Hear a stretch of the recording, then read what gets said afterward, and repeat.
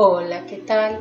Queridísima familia de tu canal. Contacto Arturiano, Reino Nadi Urma. Hoy los recibo con gran júbilo para llevar hasta ustedes este bellísimo tema de los Homo capensis y los faraones de Giza, tema enigmático que nos traslada a la antiquísima cultura egipcia, sus ancestros y que representan estas figuras para nosotros.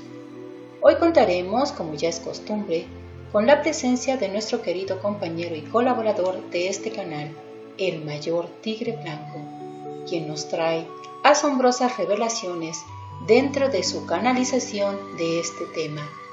Espero te guste este material, lo puedas compartir entre los tuyos en tus redes sociales, me regales un like para que pueda seguir funcionando este canal, actives la campanita de notificaciones y me acompañes a revisar el siguiente material. Te recibo con agrado, como siempre, tu amiga Eneida. El Homo capensis. David Wilcott y Alfred Weber han revelado informaciones sobre la especie Homo capensis de los cráneos alargados. Según un confidente de David Wilcott, perteneciente al programa espacial secreto, esta raza de gigantes fueron enviados a la Tierra como planeta prisión hace 5 millones de años, estableciéndose en el planeta Tiamat, que resultaría destruido y se convertiría en el actual cinturón de asteroides. Más tarde, residirían en las lunas huecas de los planetas de este sistema, hasta establecerse en la Tierra, previo paso por Marte, que era la luna de Tiamat. Dado que en el interior de nuestra luna estaba seriamente dañado, vivieron por algún tiempo en cúpulas de cristal en la superficie del satélite terráqueo. Según esta fuente del gobierno, los comandantes de esta raza, conocidos como los ángeles caídos, son los bien conocidos como Lucifer y Satán, de naturaleza cruel y canibalística, que entablaron batalla con los extraterrestres que trataron de defender a los humanos de estos depredadores. Según esta fuente, el actual desierto del Sahara es el resultado del impacto de un arma en estas batallas que también afectaron a las mencionadas cúpulas lunares. Así las cosas, los Homo capensis, de cabeza cónica supervivientes en el antiguo Egipto, son la raza conocida como faraones, y no se sabe a ciencia cierta si subsisten hoy día en Marte, aunque los comentarios de las personas que han estado ahí los pintan como pelirrojos y con este cráneo alargado que los caracteriza. Wilcott afirma en una información aparecida hace semanas y ya desmentida, en el sentido de que el Instituto Smithsonian, que se ocupa de la arqueología de los Estados Unidos, fue creado expresamente para destruir y ocultar los esqueletos de gigantes que todavía existen. El cráneo de Akenatón y otros encontrados en Sudamérica corresponderían a esta especie humana a la que pertenece la élite gobernante, aunque ya se habrían mezclado con nosotros. Ahora pasaremos a hablar acerca de Akenatón y Nefertiti. Desde el principio de su reinado, Akenatón y su esposa Nefertiti decidieron desafiar el sistema de fe en que se apoyaba la religión del antiguo Egipto. Akenatón era el 10º faraón de la dinastía 18 y su reinado empezó alrededor del 1353 a.C. El plan Akenatón era radical y revolucionario. Por primera vez en la historia, un faraón buscaría reemplazar a todos los dioses del imperio egipcio por uno solo, Atón, el más poderoso de todos y el creador de todo lo creado, un concepto monoteísta que más adelante sería adoptado por nuestra propia religión. Según Akenatón, Atón, el sol, era el único dios necesario.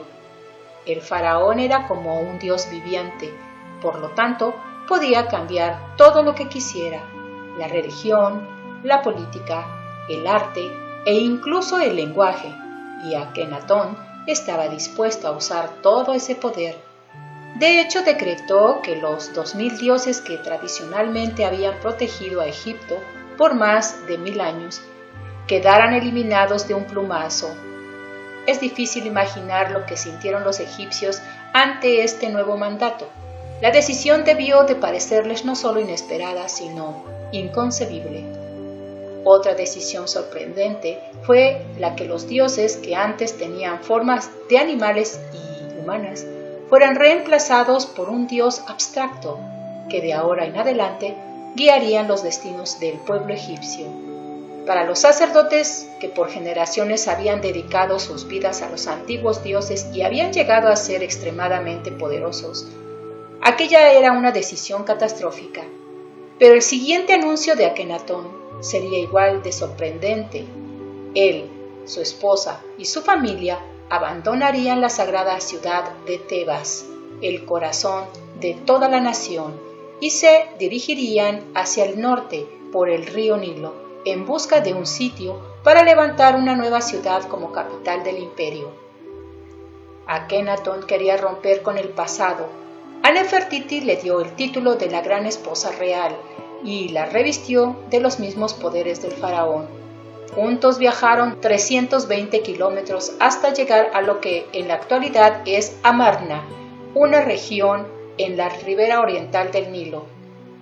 En una roca todavía existente en ese lugar se puede leer una proclama pública de Akenatón que explica la razón que lo llevó a escoger precisamente ese lugar para edificar su gran ciudad. Akenatón, el faraón que lo cambió todo. Según la proclama, Atón, el dios del sol, que les dijo a él y a su esposa: construyan aquí una ciudad sagrada. Y Akenatón obedeció de inmediato. Levantó la ciudad a una velocidad vertiginosa. Miles de personas de las lejanas Tebas fueron traídas para construir, decorar y administrar la nueva capital, en la que llegaron a vivir 50.000 personas, según lo narra la historia. Construyeron casas, palacios y templos bellamente decorados, excavaron pozos, plantaron árboles y jardines, y árido desierto floreció. La visión de Akenatón de una utopía religiosa se fue convirtiendo en una realidad.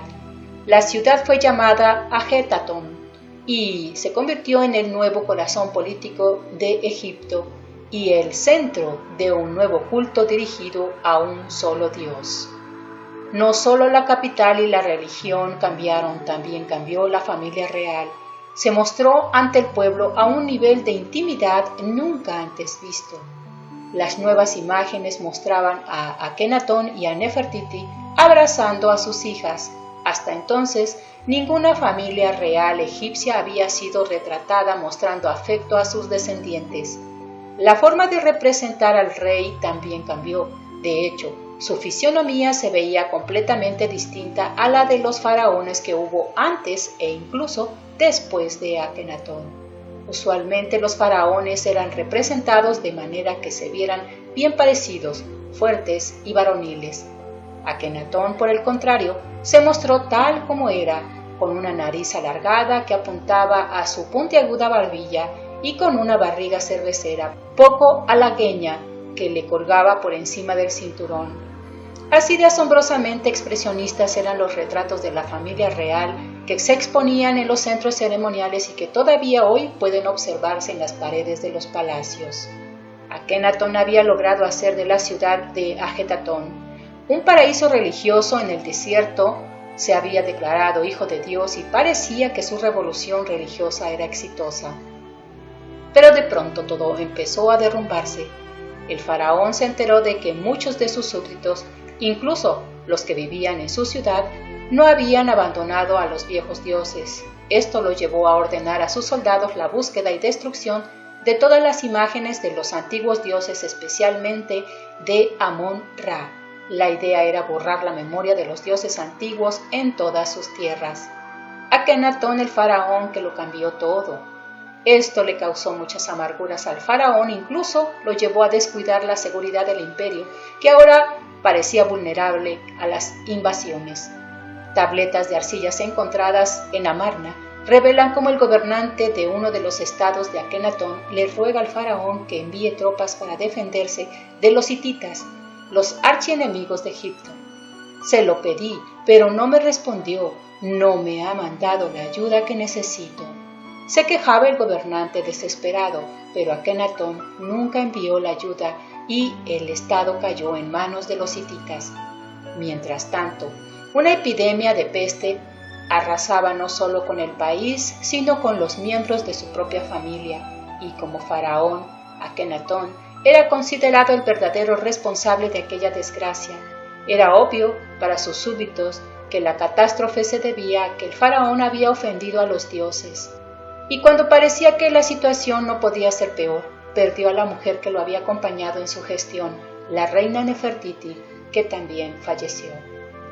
El paraíso de Akenatón estaba al borde del colapso. Para sus asesores y cortesanos del país estaba perdiendo su riqueza y poderío. 13 años después de la fundación de su ciudad, Akenatón murió. Hay quienes creen que fue asesinado para que su reinado terminara. La ciudad fue abandonada y más tarde destruida y borrada de la memoria, junto con el culto de Atón y al mismo Akenatón, quien finalmente sería recordado por ser el padre de Tutankamón, su sucesor y el más famoso de los 170 faraones que gobernaron Egipto. Fue Tutankamón quien rescató a los antiguos dioses y restauró el poder y la prosperidad de Egipto. Los sacerdotes regresaron más poderosos que nunca y la vida volvió a la normalidad. Ningún faraón egipcio volvió jamás a desafiar a los dioses ni a tratar de cambiar el orden establecido. Amigos, es momento de recibir a nuestro querido compañero y colaborador de este canal, el Mayor Tigre Blanco, quien nos trae su canalización acerca de este tema. Bienvenido, Mayor. Lo recibo en esta su casa y lo dejo con los micrófonos. Adelante. Hola, muy buenas tardes a todos, hermanos estelares, ¿cómo se encuentran? Un gran saludo y un gran abrazo, mi querida Eneida, a este canal Despierta tu conciencia con Eneida. También quiero mandar un gran saludo al canal hermano UFO Urma Titans y al canal Contacto Arturiano Nadi Urma. Pues para hablar de este tercer episodio del gran libro Alfa Urma, en el que hablaremos de los faraones de Giza. Y es que hay que remontarnos a los tiempos ancestrales de Egipto, mucho antes de lo que nos dicen los libros de historia del antiguo Egipto, al Egipto predinástico, al Egipto más allá del tiempo y el espacio que se pierde en la noche precisamente de los tiempos. Es aquí cuando hay que recordar que hace millones de años los Urma se fueron de la Tierra y le heredaron el planeta a la dinastía de Enki, cuando llegaron los Anunnaki con su proyecto de la federación de hacer el recipiente humano. Y es aquí cuando los Urma, que habían entrenado al fractal de Enki en conjunto con las enseñanzas de las Amasutu, tienen que partir los Urma de aquí del planeta para llevar a cabo otras misiones, y en ese momento dejan a un adiestrado y a un ya perfectamente entrenado Enki, que iba a unificar los reinos de las razas diferentes que estaban en ese tiempo, y aún así de los Anunnakis, y con bodas reales y con casamientos fue que se unificó en ese tiempo todas las dinastías que había de diferentes razas. Fue Enki entonces un encargado de unificar las diferentes razas y los diferentes reinos de las casas reales. Y es aquí donde los Urma le heredan el reino de Egipto, el más antiguo y lejano de los reinos que conocemos de esta historia. Es por eso que tenemos que remontarnos hasta esas prehistorias donde los Urma dejaron su legado y construyeron grandes pirámides como la Gran Esfinge. Pero no construyeron solamente una pirámide, sino que hay dos pirámides de la Gran Esfinge, nada más que una todavía está oculta bajo las arenas del desierto. Y es aquí entonces donde los libros de historia nos fallan y nos hablan de que las pirámides tienen una antigüedad máxima de 4000 años, cuando es todo lo contrario. Realmente las pirámides de Egipto tienen una antigüedad mínima de 40.000 años, como nos dicen los Urma. pero las más antiguas, que son las pirámides de Giza a las que nos referimos, tienen una antigüedad de un promedio de 60.000 años aproximadamente, porque nos remontamos a la prehistoria de la humanidad, cuando apenas se iba a crear el envase biológico humano. Es por eso que al día de hoy tenemos que recordar, en especial, este título de las pirámides de Giza, porque son las más antiguas, y estas 3 pirámides que están perfectamente construidas y alineadas con la constelación de Orión, en la que los Urma, mediante técnicas de electromagnetismo, fue que crearon las pirámides con una precisión de una arquitectura magistral, que al día de hoy no se pueden igualar.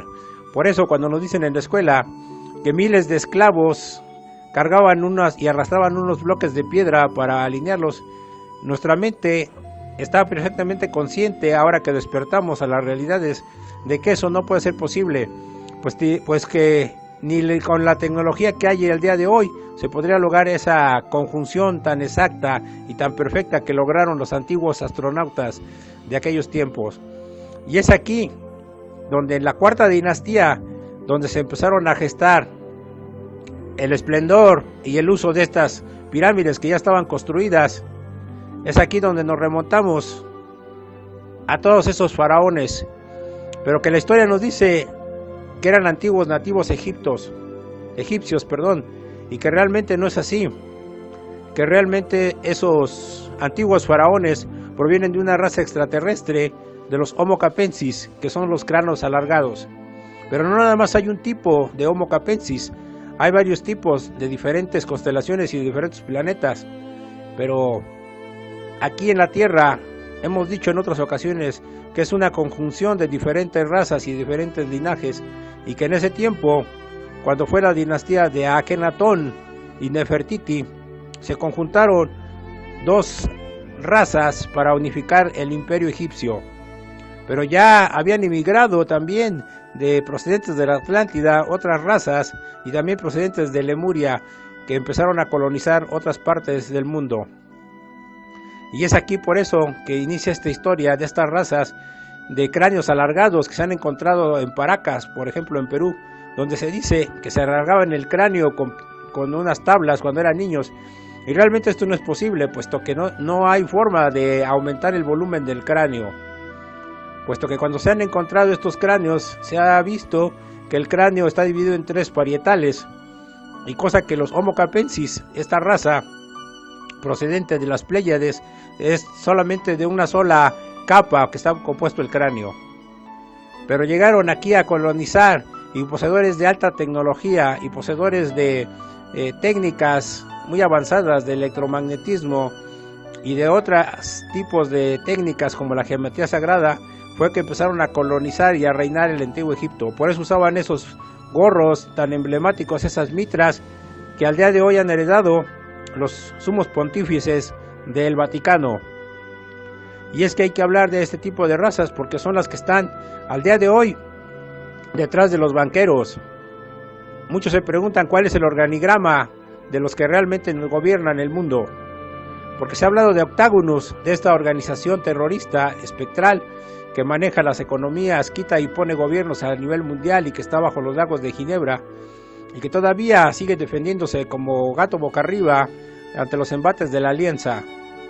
Pero ¿quiénes realmente manejan a estos títeres, a estos gobiernos? Porque el gobierno no es como el que nos hacen creer, que es un papá amoroso que se encargará de nosotros, sino que es un sistema de control esclavista que nos tiene controlados mediante los sistemas bancarios.